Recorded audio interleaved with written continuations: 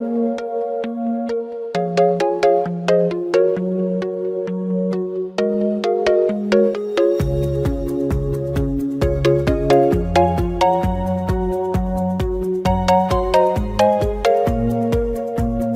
and the Odyssey have told tales of courageous leaders, memorable deeds, and glorious cities. Grand civilizations, like those of the Greeks and the Romans which came later, were inspired by these early legendary stories. They recognized in the early heroes their own forefathers. But they would never see the once vibrant and dynamic cities of those tales. They had all been destroyed and abandoned, or fallen into millennial slumber. Cities such as Ebla, Troy, or Mycenae existed only in books. But guided by those books, adventurous archaeologists went out and found them, unearthing incredible historical testimony and inestimable treasures. Come with us as we visit these legendary and celebrated places and follow one man's dream as he uncovers civilizations of heroes.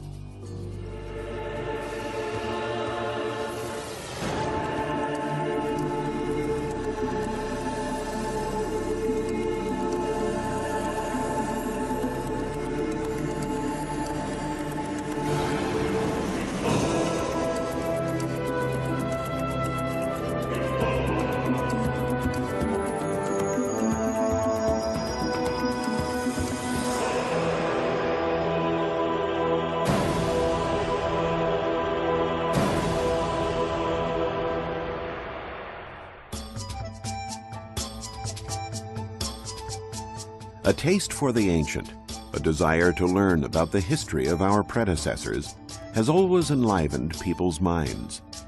The ancient Greeks and Romans also loved to study their forefathers.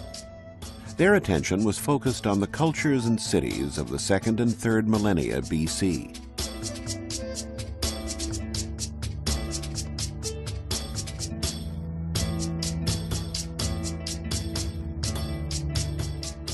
Among the ancient civilizations of interest to Greek and Roman historians were the Egyptians along the Nile, the Assyrians and Babylonians on the Tigris and Euphrates, and the pre-Hellenic societies of Greece, the Minoans on the island of Crete, and the Mycenaeans in the Peloponnesus, who inherited their power.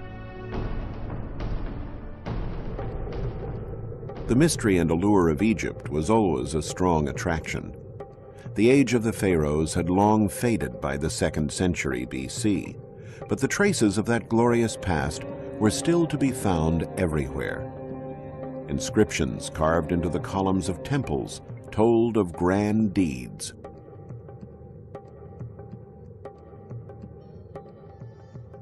Historians were fascinated with the story of the great Egyptian pharaoh Thutmose III, inscribed into the columns of the temple at Karnak. Thutmose had organized a great military campaign to conquer the Near East in the 15th century BC.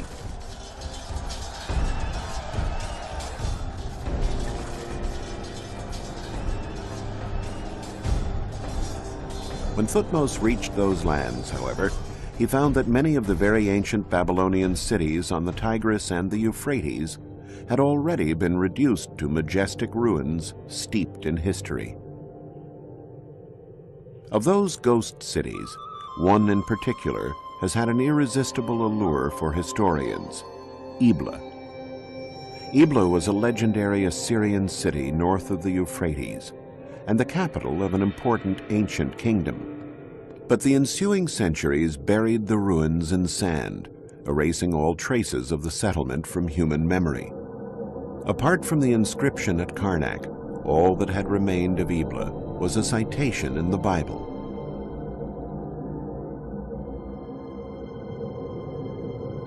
One day, some farmers were out plowing their fields when they came across a magnificent bas-relief.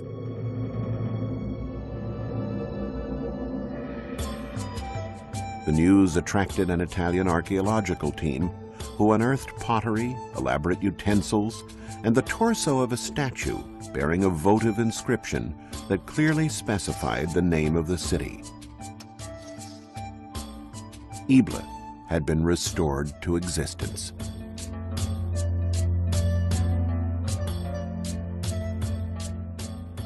But the most sensational discovery came in 1975, when the Italian team unearthed 17,000 tablets bearing cuneiform text dating back to 2300 BC. Once translated, they were discovered to be commercial treaties and administrative and legal documents.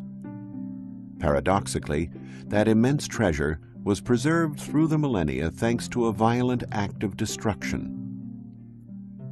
Around 2300 BC, the city was attacked and razed to the ground by King Sargon of Akkad.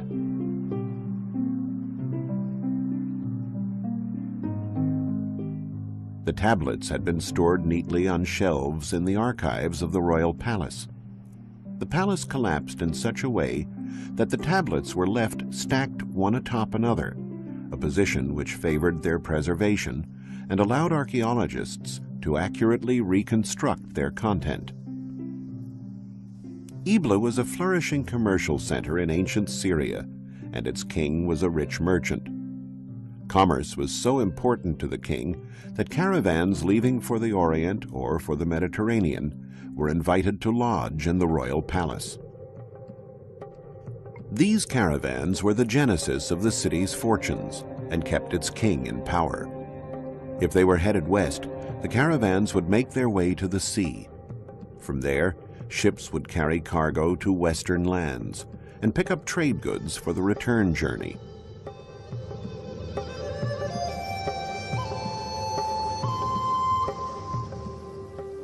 Some of the goods that traded hands included fine pottery and art, but also much-needed metals for weapons and armor.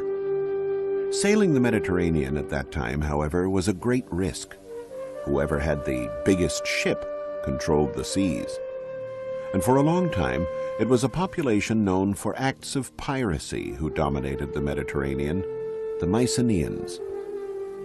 Between Mycenaean Greece and the Orient, there was a city that preyed on ships traveling along the Hellespont toward the Black Sea, the legendary Troy.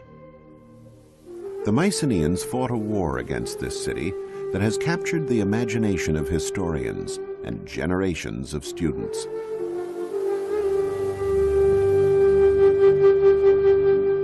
Troy, once known as Ilios or Ilion, was a flourishing Hellenistic city.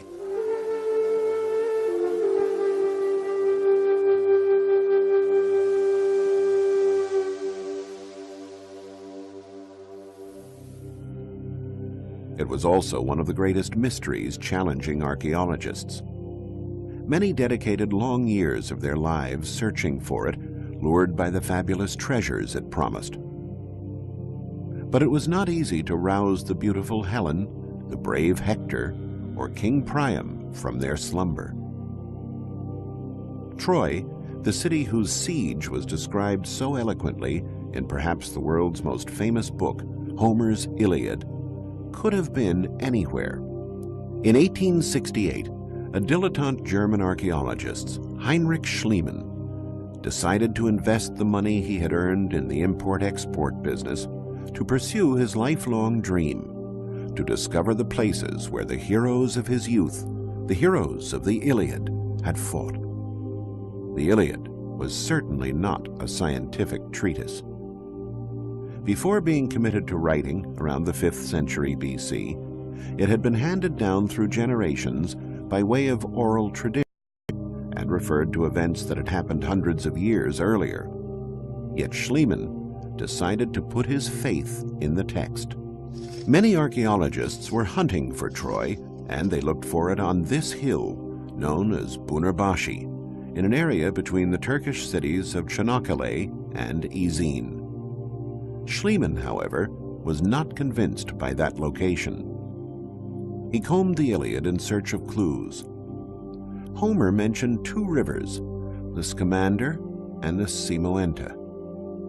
The battles among the Homeric heroes took place around a fortified citadel built on a natural rise. They may have been figments of the author's imagination, but Schliemann chose to believe them. This hill, Hisarlik, was quite similar to the Homeric description. It was here where Schliemann began digging, and in the end, it was here where he found Troy.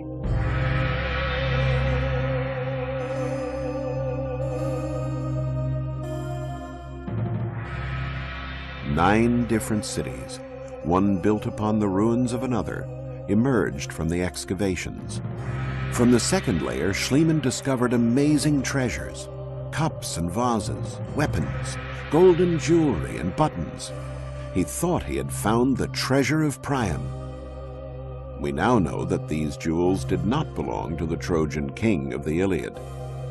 Modern archaeology, a science based on rigorous analytical methods far removed from the intuition that guided Schliemann, has dated the objects to several centuries before the Battle of Troy, attributing them to a royal family from the 3rd millennium BC. But for the German archaeologist, the findings were none other than the treasure of Priam.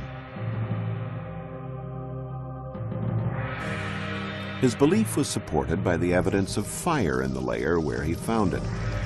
And Homer had said that Troy was burned to the ground by the Mycenaeans, who entered the city after a 10-year siege thanks to the stratagem of the Trojan horse, which now stands in replica on the site. Schliemann thought that the Troy attacked by the Mycenaeans was the same fortified city he had excavated, laid out in this plan dating back to the 3rd millennium BC. A city surrounded by walls barely 400 feet in diameter would hardly have stood up to 10 years of siege, nor been able to house Priam's court. According to recent studies by teams at the universities of Tübingen and Cincinnati, in the 2nd millennium BC, the era of the Mycenaeans' conflict, Troy was encircled by these much more extensive defensive walls, and probably grew even more toward the end of the 1st millennium BC. Relying on descriptions in the Iliad and taking into account recent archaeological discoveries that have uncovered new portions of the ancient city, we can now relive the legendary Mycenaean siege of Homer's Troy.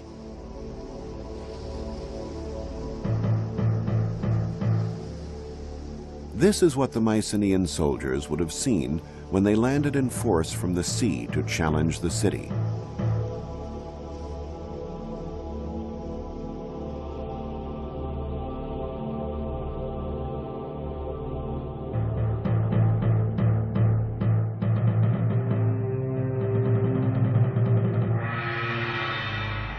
The sight of menacing warships headed for Troy was probably not unusual for King Priam and his people. The 9 layers that were found at this archaeological site correspond to 9 different cities, bearing testimony to the cycles of destruction and rebuilding. We now know that Troy, in addition to being of strategic importance for control of seafaring traffic, was also the foremost producer in its time of finished and semi-finished objects in gold. And so it is no surprise that it attracted the attentions of nearby populations. Conquering Troy meant not only eliminating the taxes it imposed on merchant traffic toward the Black Sea and the Orient, but also the reward of a rich booty.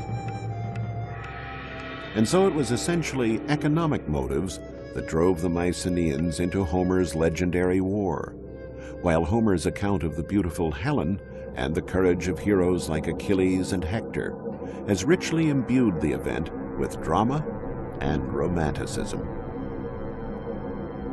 Troy was an extremely wealthy city and appropriately defended, surrounded by massive walls extolled by Homer as being invincible. That's why, after 10 long years of a fruitless siege, the Mycenaeans were forced to come up with the expedient of the wooden horse. Troy was destroyed and rebuilt 9 times, the last time during the Roman epoch. One of the grandest city plans was created by none other than Alexander the Great. The noble deeds of the Trojans against the Mycenaeans were so vivid in the young leader's mind that he made an offering of his armor to the goddess Athena, who was venerated in Troy. In response, the Trojans presented Alexander with armor that they claimed was used during Homer's war. The historians Strabo and Plutarch both reported the anecdote that Alexander the Great always wore that armor into battle, considering it to be a sacred symbol. In the 1800s, it was believed that this fortified city was of medieval origin, so archaeologists never bothered to dig within its walls in search of evidence of ancient civilizations. However, the nature of the location and the massiveness of the walls attracted Schliemann's attention. He had crossed through this area on the Peloponnesus on the search for Troy, and was quite struck by these enormous stacked masses located near modern-day Argos. His mind was flooded with the images of the myths of his childhood and the words of Homer, who made mention of only one Mycenaean city girded by walls, the legendary Tiryns, built by the giant Cyclops. Schliemann, inclined to live out the dreams of his youth and to take seriously the contents of ancient books, refused to accept the idea that that gigantic fortress dated back only to the Middle Ages. Those rocks inspired in him legends and myths hailing from the dawn of time. And there was also the Greek historian Pausanias, who confirmed the Homeric accounts about the existence of Tiryns. Pausanias had even gone so far as to compare the grandeur of the fortifications of Tiryns to the pyramids of Egypt. So somewhere near Argos, there still had to be those Cyclopean walls. Such a grandiose monument could not have simply vanished into thin air. And once again, the excavations vindicated Schliemann. At the top of the citadel, the ruins of a marvelous palace were found, with frescoes in Minoan style dating back to the 2nd millennium BC. It was the Fortress of Tiryns. And once again, a destructive war was the reason for the preservation of all that beauty. The upper floors of the palace, collapsing onto those below, had filled the frescoed rooms with debris. The fire set by the invaders then melted the bricks, creating a sort of shell that preserved the remains of the palace. But who were the powerful invaders able to destroy such a powerful city protected by these imposing walls? Historians discovered that the winners of this epic victory were the Dorians, a people from the north who settled in Greece after driving out the Mycenaeans. The secret of their power? Their weapons were made of iron, a material unknown to the Mycenaeans, who fought with more brittle bronze weapons. The strength and audacity of Achilles' heirs availed them little. Their swords shattered as soon as they touched those of their enemies.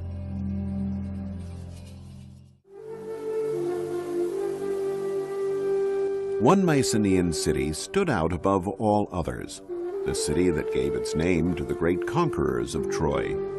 It was called Mycenae, a city recorded by Homer as having an abundance of gold. Its monumental gate, overlooked by 2 lions, still inspires awe. This was the realm of the great king, the leader of the legendary expedition that destroyed Troy, Agamemnon. The intrigue surrounding a legendary locale has always been a strong stimulus to archaeologists. Where was the tomb of Agamemnon? Had he ever really existed? Had Mycenae's golden riches, recorded by Homer, been spared the ravages of time? Pausanias, in his writings, said that Agamemnon's tomb lay within the walls of Mycenae. But the city was surrounded by 2 sets of walls, an external one that protected the dwellings, and an internal one to protect the royal citadel.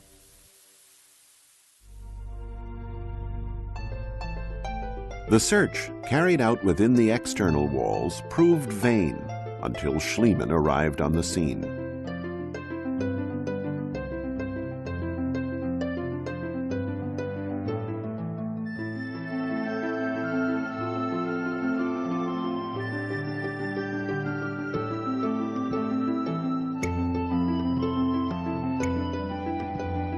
The archaeologist sunk his shovel near the Lion Gate, inside the royal citadel. And he dug until the ground had yielded, from a number of tombs, the glittering metal immortalized by Homer, 33 pounds of gold. Among the treasures was a series of marvelous golden funerary masks. This was a privilege certainly reserved for kings. And in the features of the most beautiful mask of all, Schliemann claimed to recognize Agamemnon, the great king and military leader. Archaeologists have since discovered that those treasures date back to a period prior to Agamemnon. The excitement of that find was so great, however, that no one has since dared to rename this one-of-a-kind piece. The finely chiseled golden mask is still known to all as the Mask of Agamemnon.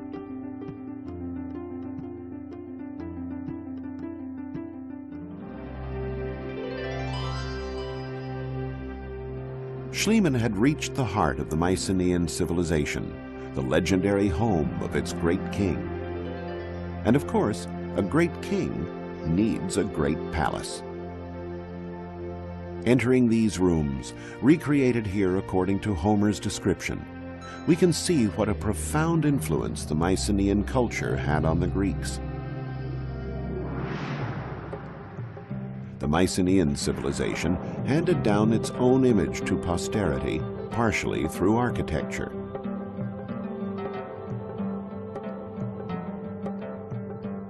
This room with the hearth in the center, called a megaron, the heart of the palace, became the model for the most typical of the Greek buildings, the temple. The king's house thus became the house of the gods. Mycenae was a city of which legends were made, as was Tiryns and the incomparable Troy. The legends and the mythic heroes that accompanied them would have remained only that, pure fiction, if not for modern-day heroes like Heinrich Schliemann, men who follow their passions, pursuing a knowledge of humanity that enriches us all. We lay bare the paths of civilizations of heroes that came before, for a better understanding of the possible hero who sleeps within us all.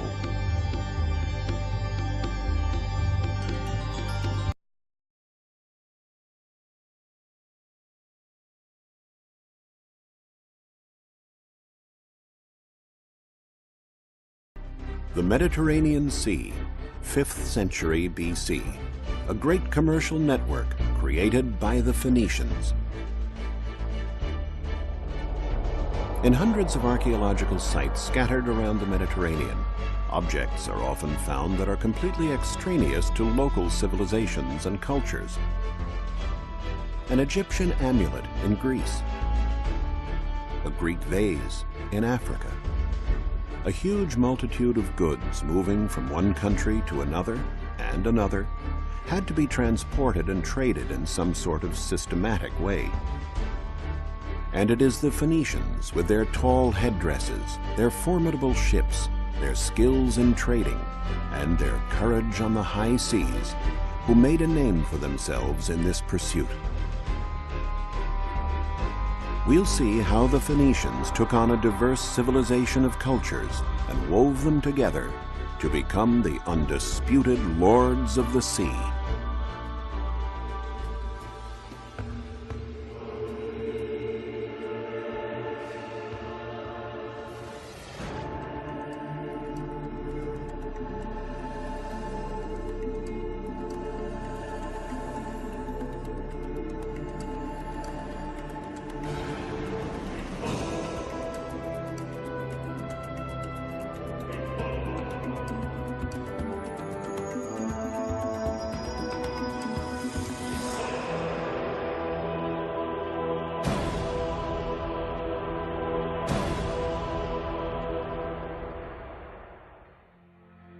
The Phoenicians originally came from what is modern-day Lebanon.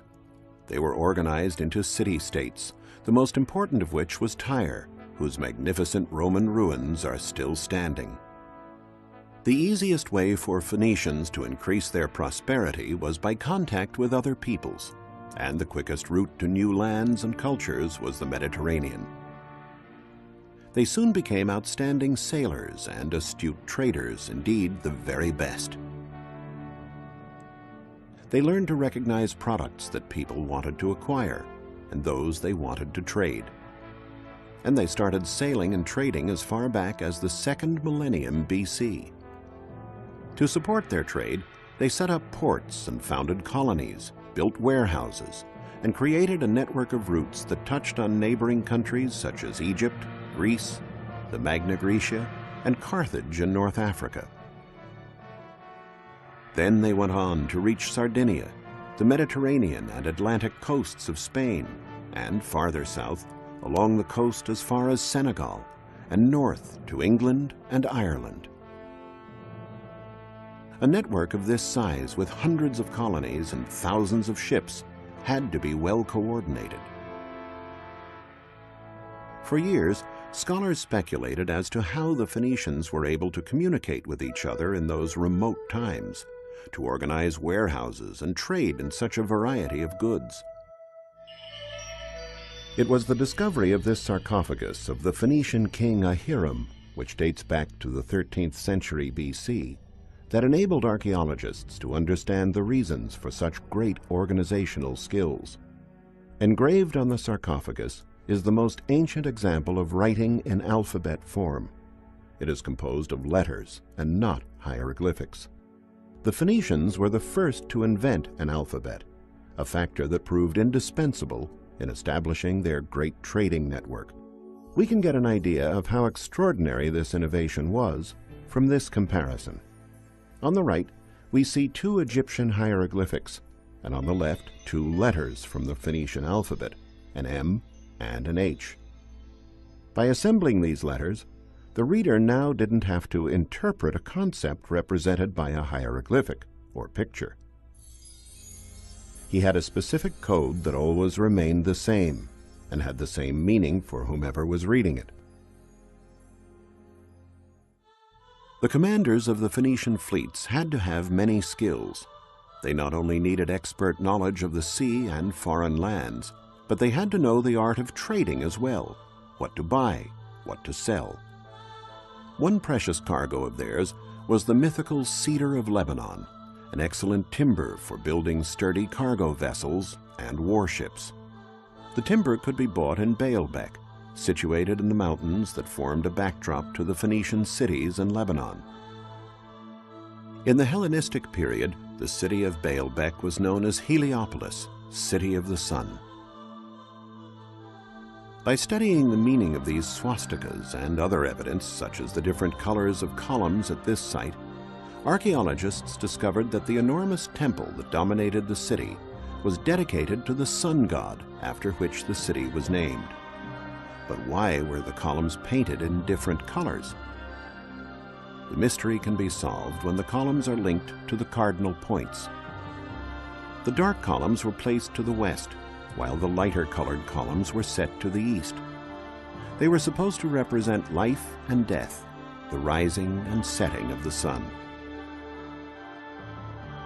In 60 AD, the Cella of the sun god was the most important construction in the entire sacred area, with 54 columns over 60 feet high, more than 6 feet in diameter. Having loaded the trunks of cedar wood onto carts, the traders would return to the coast where their ships awaited them. In the Bible, Ezekiel mentions that the Phoenician city of Byblus, which also lies in Lebanon, was the biggest naval shipyard in ancient times. Crossing the seas was not an easy matter, even with a good ship. This was one of the reasons why help from the gods was sought throughout the Mediterranean. These precious bronze statues covered in gold leaf have a strange headdress. It is a libad, which is typical of the Phoenicians. The statues have been found in great quantities in Byblus. They were votive objects used to invoke the favor of the gods.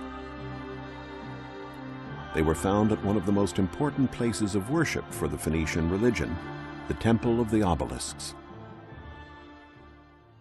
In Byblus and other Phoenician cities, the remains of numerous Phoenician cargo ships have been found.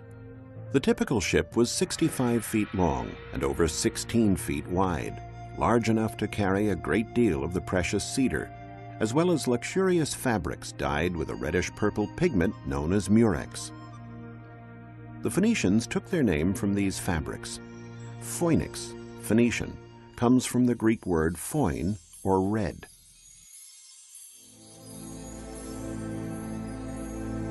This precious cargo could have been exchanged in any port. But a wise fleet's commander might seek out a product that could be worth its weight in gold, a kouros. A kouros is an exemplary model of harmony and proportion in the male body. Many of these statues, dating from the Archaic period, were discovered on the island of Rhodes near Comoros. Excavations nearby unearthed these celebrated vases, which are known as the vases of Phikylura.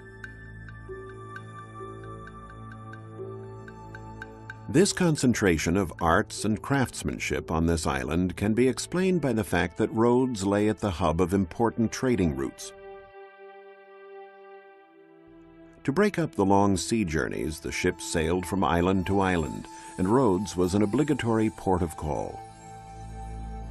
Here is the dry dock, or Kothan, of the colony, which has been preserved intact for millennia. Here the Greeks were offered the fabrics and cedar for their ships.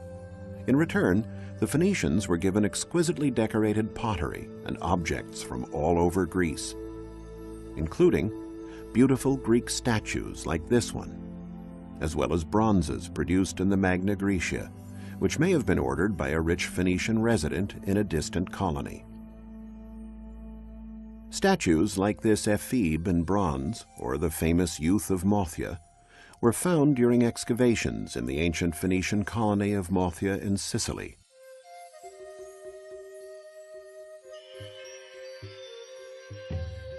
The statues testify to the level of Phoenician trading in the Mediterranean, a veritable cross-cultural exchange. The ship, now loaded with vases, statues, and jewels, continues its journey to the west. It sails past the Pillars of Hercules at the Isthmus of Gibraltar and heads south along the Atlantic beaches of Africa between Morocco and Guinea. The Phoenicians were the only people brave enough to venture into the Atlantic. Ancient peoples were terrified of passing the Pillars of Hercules because they believed that beyond lay the end of the world. What was it that pushed the Phoenicians so far? The Greek historian Herodotus documented it in his writings. It was gold. The Phoenicians unload the merchandise and lay it out on the shore. Then they go back on board their ships and send up smoke. The locals see the smoke and place the gold that they are offering in exchange beside the merchandise. Then they withdraw. The Phoenicians descend from their ships and examine it. If they calculate that the quantity of gold corresponds to the value of their merchandise, they take it and leave. Otherwise, they go back to their ships and wait until they are satisfied. The African peoples were very taken with the showy Eastern goods and quite indifferent to the yellow metal that was found in such abundance there. This was the great bargain for the Phoenicians, leaving inexpensive pottery and jewelry and setting off again with gold. The ship would now head north. Excavations in England and Ireland have revealed that the Phoenicians reached even these far-off lands. Numerous finds have indicated that in exchange for pottery and jewelry, the northern peoples gave tin, a metal that was in great demand for producing bronze and the other alloys used by the Phoenicians and Greeks.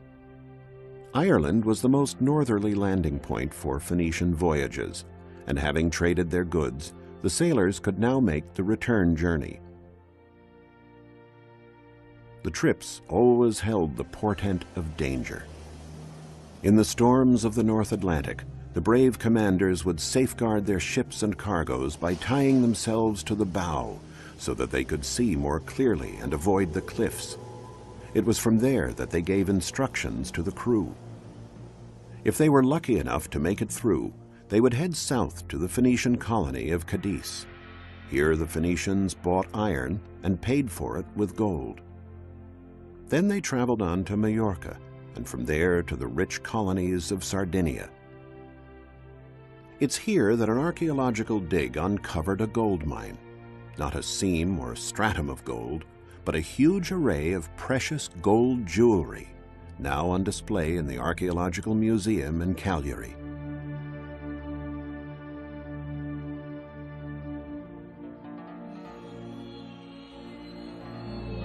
Since Sardinia has never had gold deposits, the precious metal must have come from Africa on Phoenician ships.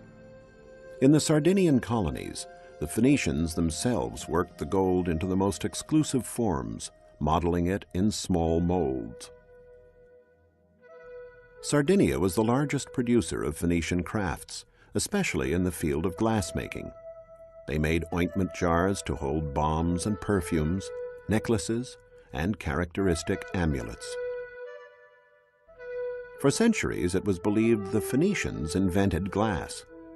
While science no longer holds with this theory, they definitely were peerless masters in the field of glassmaking.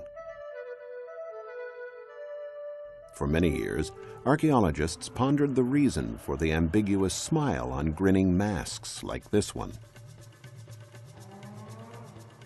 They also didn't know the reason for the long arms on certain statues.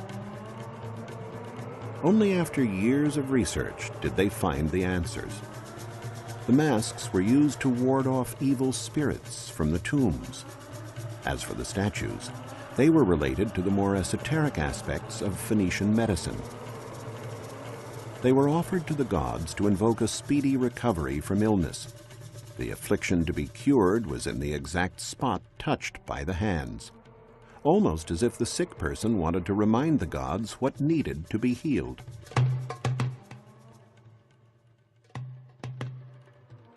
Walls and the sea. A combination like this generally implies that we are dealing with a Phoenician emporium or trading center.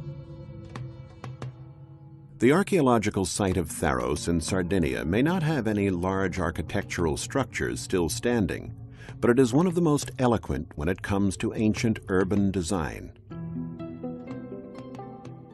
Here, Phoenicians would have traded the iron, lead, and part of the tin and gold they had for precious jewels. Tharos was one of the largest producers of jewelry of the period.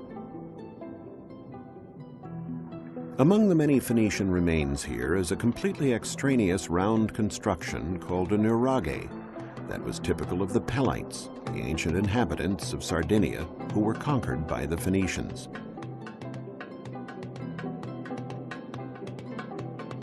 This is how the village would have looked about 3,000 years ago. The Nuragic civilization is very ancient, dating back to the 2nd millennium BC.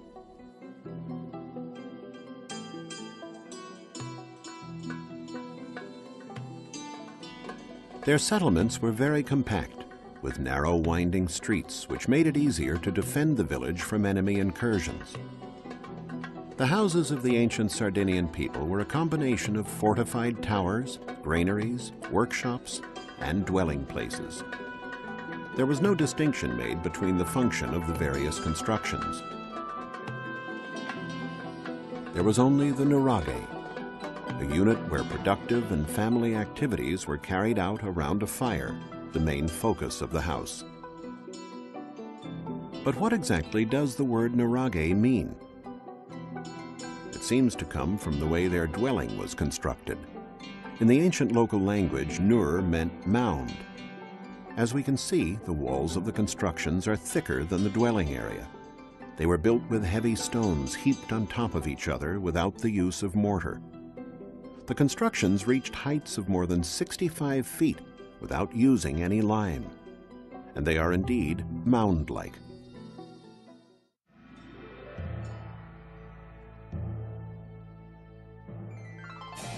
Phoenician ports, like this one in Nora, all had something in common. They were situated near promontories. In this way, ships could be moored on both sides of the promontories, creating a larger dock area. The only thing the Phoenicians looked for was to be able to land quickly, get their business done, and then set sail again. These are the foundations of the Phoenician quarter in Nora. Although it's worlds away from the Romans' concept of living, with the Romans preferring large, orderly quarters equipped with many services and amenities, the Phoenicians did share the Romans' love of thermal baths. The baths here in Nora are decorated with rich mosaics. The theater here is also quite spectacular. Dating from the 2nd century AD, it is one of the most fascinating monuments in all of Sardinia.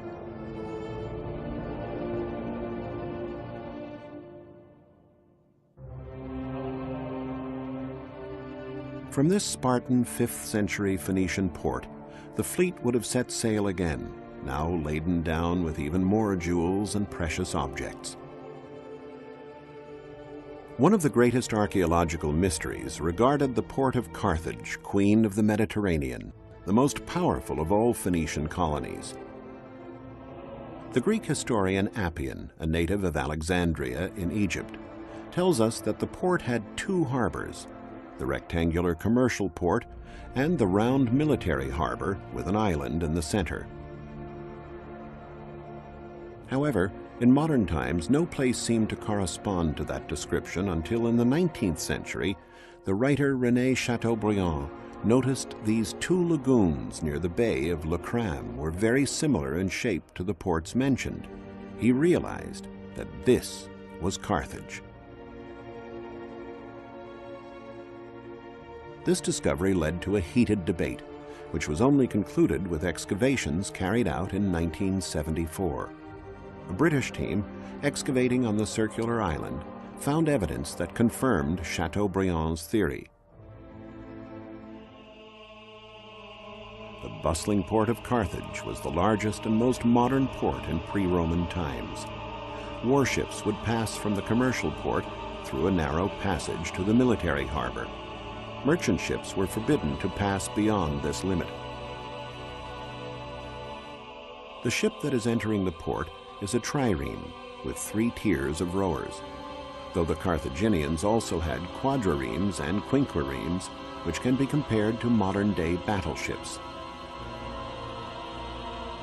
All the ships returning from war missions, by which Carthage dominated the Mediterranean and protected Phoenician trading routes, were moored in this port. It was circular, with a round island in the center, known as the Island of the Admiralty. There were dry docks both on the island and in the outer perimeter of the port. On the summit of the island was the Pavilion of the Admiralty, from which the supreme commander of the fleet gave military orders. A bugler and a herald, armed with flags, controlled the traffic of ships in the port. If a trumpeter signaled to turn left, there had to be room enough to make the maneuver. The basin of water in which the ships moved was thus over 300 feet wide, the same diameter as the Island of the Admiralty on our right. There were 30 berths in the center and 140 on the outside. Since some of the very deep central moorings could hold 2 ships, there could have been 200 ships in the port at one time. The military port in Carthage was always packed in winter, since bad weather made it dangerous for the ships to be out on rough seas. Thus, there was a tendency to avoid war during this time, and this was a good time to service the ships. The trireme would be pulled up onto dry land over the slightly sloping terrain of the island. Planks of wood set crossways ensured that the ships kept their grip on the slipway. At the entrance to the area, Ionic columns set at sea level gave the impression of a portico to make this military site look more elegant. The ships were also given special aesthetic treatment. Phoenician ships typically had an eye painted on the bow that was supposed to strike fear into their enemies. A warship differed from a cargo ship in that it had oars and oarsmen that enabled it to move very quickly. As well as being outstanding sailors, the Phoenicians excelled at shipbuilding. They mass-produced ships and replaced the vessels sunk by their enemies with great speed. All the parts of the ship were clearly marked by different letters and kept ready for quick assembly. In this way, they could build an entire fleet in a short period of time. The busy commercial part of Carthage, however, was the Bursa, the Acropolis of Carthage. This is where the major transactions, the trades and selling of jewelry and glasswork brought from Sardinia, would take place. These goods were in great demand in Carthage. On their way home, the ships might also sail up the Nile to the grand and mysterious kingdoms of the pharaohs. Despite the fact that Egyptians followed the cult of the hereafter, the royalty adored earthly treasures. The Phoenicians would have traded the jewelry from Pharos for linen, a hard-wearing fabric that only the Egyptians knew how to make. This material was indispensable for the robust sails used on Phoenician ships. They might also have purchased rare and exotic goods greatly sought after at the Persian court, namely monkeys and crocodiles. Finally, completing the loop and reaching the town of Tyre, they could sell the exotic animals to the Persians and the linen to their fellow countrymen. They'd be left with gold, silver, and a lot more money than they would have paid for the cedar back in Baalbek. Through their travels and their trade, thanks to a violent act of destruction. Around 2300 BC, the city was attacked and razed to the ground by King Sargon of Akkad.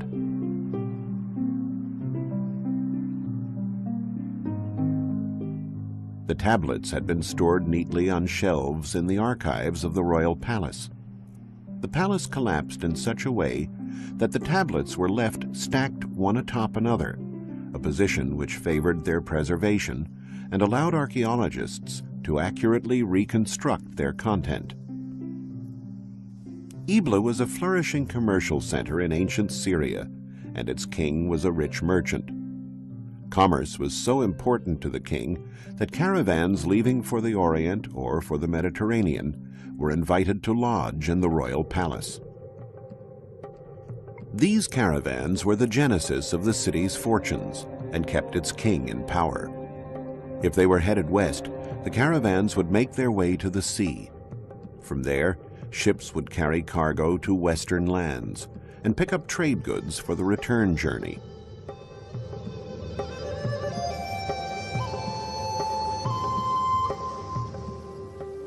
Some of the goods that traded hands in of an important ancient kingdom.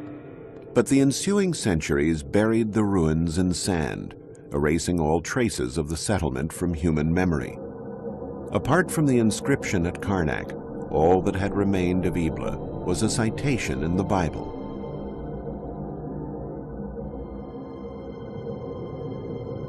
One day, some farmers were out plowing their fields when they came across a magnificent bas-relief.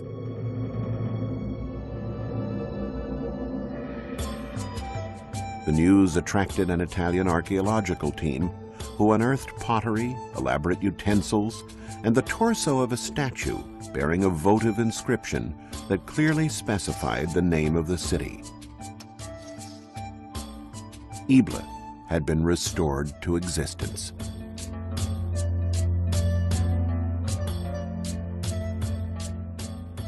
But the most sensational discovery came in 1975, when the Italian team unearthed 17,000 tablets bearing cuneiform text dating back to 2300 BC.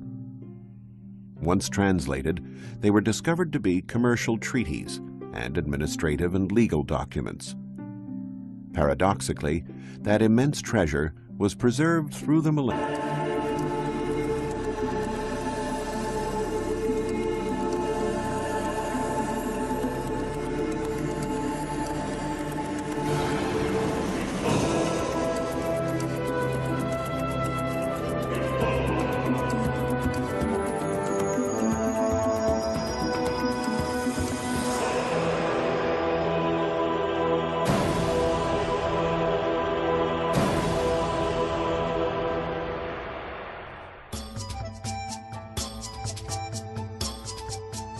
A taste for the ancient, a desire to learn about the history of our predecessors, has always enlivened people's minds. The ancient Greeks and Romans also loved to study their forefathers. Their attention was focused on the cultures and cities of the 2nd and 3rd millennia BC.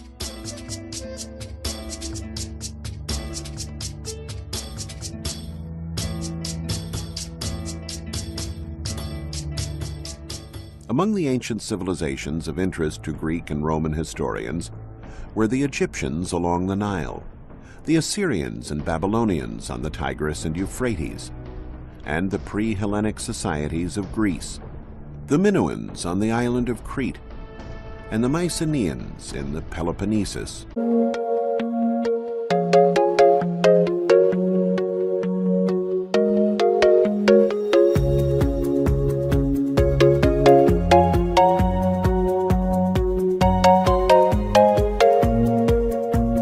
And the Odyssey have told tales of courageous leaders, memorable deeds, and glorious cities.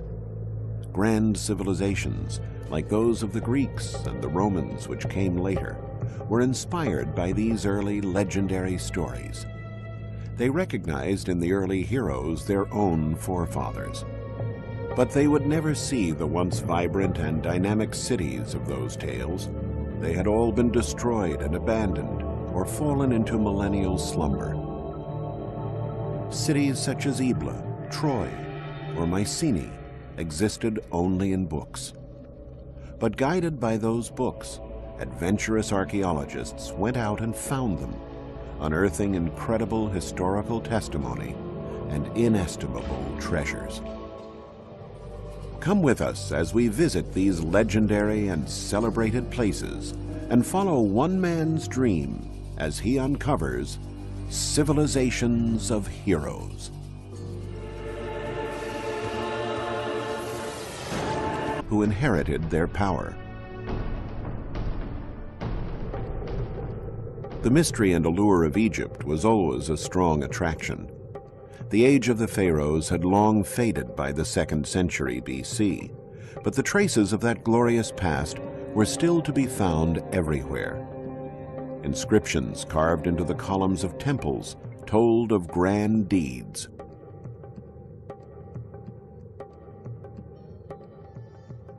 Historians were fascinated with the story of the great Egyptian pharaoh Thutmose III, inscribed into the columns of the temple at Karnak. Thutmose had organized a great military campaign to conquer the Near East in the 15th century BC.